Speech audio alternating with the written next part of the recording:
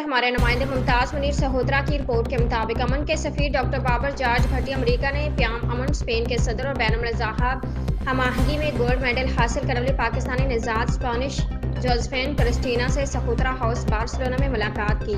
मुलाकात के दौरान बाहमी दिलचस्पी समेत मुल्की हालात और दुनिया में अमन के हवाले से तबादला ख्याल हुआ और तय पाया कि हम मिलकर मसीहों के लिए एजुकेशन में हाल रुकावटों को दूर करने के लिए अपना मुस्बत किरदार अदा करेंगे और पाकिस्तान में पिछड़े तबके की बिलाइम्तियाज खिदमत जारी रखेंगे।